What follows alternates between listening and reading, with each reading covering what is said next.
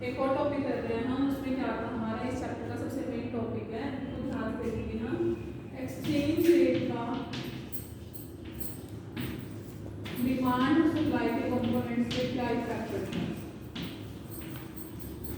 सबसे पहले हमें ये पता होना चाहिए कि डिमांड के कौन कौन से कंपोनेंट है और सप्लाई के कौन कौन से कंपोनेंट है। देखिए हम फॉरेन करेंसी की डिमांड क्यों करेंगे, बताइए सोच के।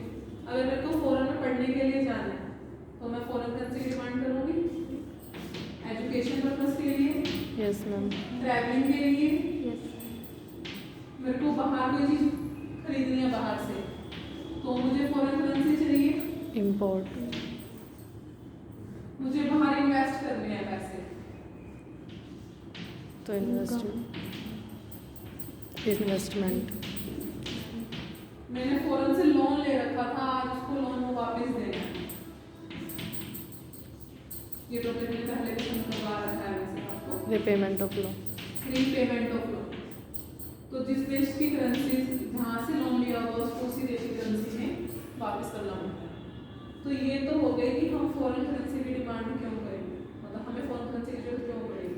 नेक्स्ट है कंसेप्ट हमारा सप्लाई, हमारे पास पैसा आएगा कहाँ से, फॉरेन करेंसी हमारे पास कहाँ से आएगी। उल्टा कर दो, कोई हमारे देश में पढ़ने के लिए आ रहा है तो उस पैसे फॉरेन करेंसी आएगी, कोई हमारे देश में घूमने के लिए आ रहा है फॉरेन करेंसी आएगी, कोई हम अपने देश का सामान बाहर एक्सपोर्ट, बेच रहे हैं, ठीक है।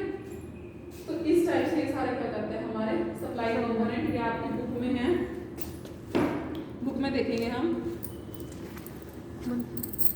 बुक में आएगा टॉपिक ये वाला हमारा डिमांड और सप्लाई के कंपोनेंट्स। देखिए डिमांड हम क्यों क्यों करते हैं, repayment of international loan, repayment of international loan हमें रीपे करना है तो हमें फॉरेन करेंसी चाहिए। Second one investment in rest of the world, मैंने बाहर इन्वेस्ट करना है, मेरे को फॉरेन करेंसी चाहिए। इंपोर्ट करने के लिए डायरेक्ट परचेज अब्रॉड, मैंने बाहर से कोई चीज़ खरीदी, फॉरेन करेंसी चाहिएगी। ग्रांट एंड डोनेशन, मेरे को ग्रांट एंड डोनेशन देना है किसी और देशी करेंसी में। अब कोई फॉरेन का कोई भिखारी है, मैंने उसको अपने देशी 1 रुपया दे दिया, कुछ खा ले, क्या वो खा पाएगा, उसको उसी देशी करेंसी चाहिएगी। पेमेंट ऑफ इनकम, कि जो मैंने कमाया है मेरे को अपने देश में वापस भेजना है तो उसके लिए मेरे को फॉरेन करेंसी चाहिए। स्पेक्यूलेटिव ट्रेडिंग, स्पेक्यूलेटिव ट्रेडिंग होती है सट्टाबाजी, जब हम सट्टेबाजी करते हैं उसके लिए भी हमें उस देश की करेंसी चाहिए। ऐसी सप्लाई के कंपोनेंट, एक्सपोर्ट, अभी अभी आपको क्लियर किया ये topic. Next one is investment from rest of the world, कि किसी बाहर के देश वाले ने हमारे देश में पैसा लगाया तो हमें फॉरेन करेंसी चाहिए। Direct purchase by rest of the world, किसी और ने हमारे देश में आके कुछ खरीदा। Loan from rest of the world, किसी बाहर के देश से हमने लोन लिया है तो पैसा आया हमारे देश में, सप्लाई हो गई, और वो अपने देश की करेंसी में नहीं आएगा, वहाँ की करेंसी में आएगा। Grants and donation from rest of the world, income receipts, remittance by the non resident, remittance by the non resident वही कि जो नॉन रेजिडेंट है वो अपने वहाँ पर उसको वापस भेज रहे हैं पैसे, तो वो हमारे देश में क्या आ जाएगी, सप्लाई। क्लियर। भाई मान लीजिए मैं NRI हो गई, मैं बाहर रहने लग गई और मेरे को अपनी फैमिली में यहाँ पैसे भेजने हैं तो वो फॉरेन करेंसी आ गई हमारे देश में। क्लियर। तो ये कंपोनेंट है डिमांड के और सप्लाई के, ये आपको आप रीड कर लेना, ये टॉपिक भी हो गया हमारा साइड बाय साइड। अब जो मैं टॉपिक करवा रही हूँ उसको देखेंगे हम। अब टॉपिक आपका बोर्ड में ऐसे नहीं आता, टॉपिक आपका ऐसे आता है कि when the exchange rate fall, what will happen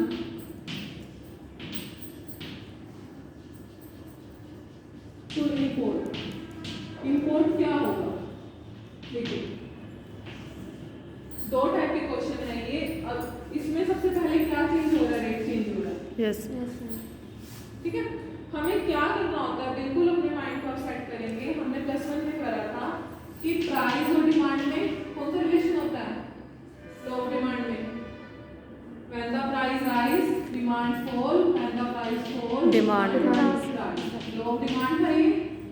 फिर हमने लॉ ऑफ सप्लाई करा रखा है, प्राइस ज़्यादा सप्लाई ज़्यादा, प्राइस कम सप्लाई कम, पॉजिटिव रिलेशन कर रखा है और यहाँ पे हमने नेगेटिव रिलेशन कर रखा है। कब, अगर पहले प्राइस चेंज होते हैं तो याद है। फिर हमने 11th में 13 चैप्टर किया था, उसके अंदर हमने ये कंसेप्ट पढ़े थे, डिमांड ज़्यादा प्राइस ज़्यादा, डिमांड कम प्राइस कम, सप्लाई ज़्यादा प्राइस कम, सप्लाई कम प्राइस ज़्यादा। फिर हमने ये टॉपिक किया था, ये भी याद है आपको। अब इस चैप्टर में दोनों लिंक काम आएंगे, बिल्कुल ध्यान से देखना। अब उसने कहा है कि एक्सचेंज रेट फॉल हुई है, एक्सचेंज रेट फॉल हुई है, मतलब ये प्राइस है ना, इसको रेट ऑफ एक्सचेंज समझ लो आप। रेट फॉल हुई है, आप सिर्फ ये सोचिए कि इंपोर्ट, आपको आप अपने माइंड में जल्दी जल्दी सोचेंगे इंपोर्ट किसका कंपोनेंट है, डिमांड का या सप्लाई का। इंपोर्ट अगर हमें करेंगे तो पैसा हमें चाहिए, तो डिमांड हमें बाहर से कुछ मंगवाना है, तो फॉरेन करेंसी की क्या होगा प्राची? हाँ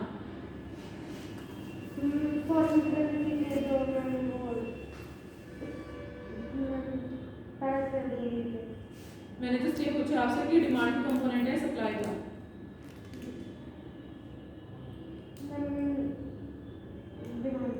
डिमांड के सामने लिखा भी हुआ, फिर भी आपको इतना टाइम लगेगा। Sit down.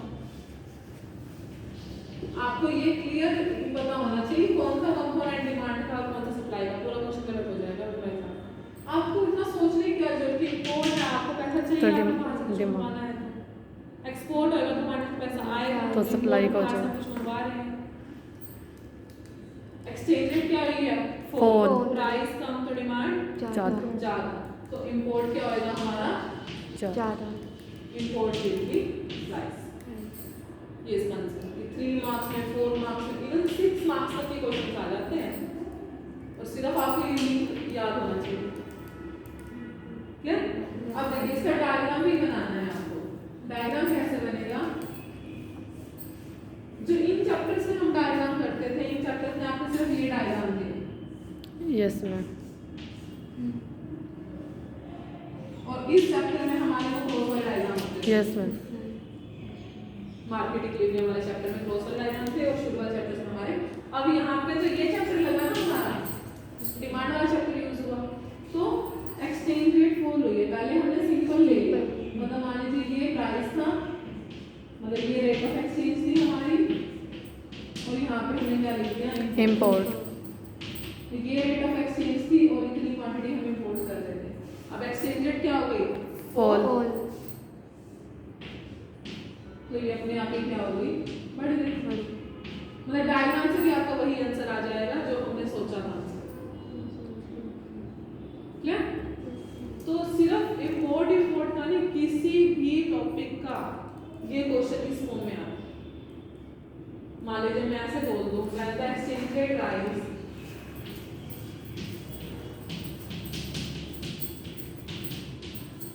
what will happen to direct purchases from abroad?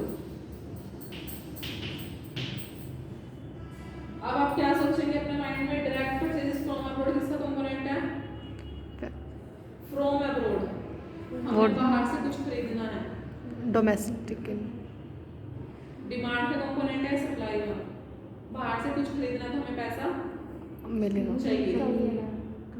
Direct purchases bye abroad नहीं लिखा, मैंने फ्रॉम अब्रॉड लिखा कि मैंने बाहर से, मैंने जापान से कुछ खरीद लिया, तो उसके लिए मुझे पैसा चाहिए होगा, तो ये किसका कंपोनेंट हो गया? सप्लाई। डिमांड का। अगर यहाँ पे डायरेक्ट परचेजेस बाय अब्रॉड होगा, सप्लाई। तो सप्लाई टू अब्रॉड होगा।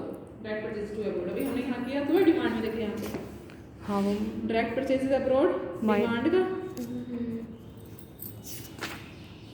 Direct purchases by rest of the world, by आ गया ना, तो वो उसका हमने बाहर से कुछ खरीदा, डिमांड का कंपोनेंट हो गया। एक्सचेंज रेट क्या हो गया? When the exchange rate rise, तो अब प्राइस ज्यादा तो डिमांड कम। तो अपने आप क्या लिखेंगे? When the exchange rate rise, demand purchases from abroad will be fall. और डायग्राम कैसे बनेगा? अभी एक्सचेंज रेट क्या हो गया? राइज हुई है, अभी ऊपर चला जाएगा। ये ऊपर चला गया और ये नीचे। क्लियर? क्लियर? Yes ma'am.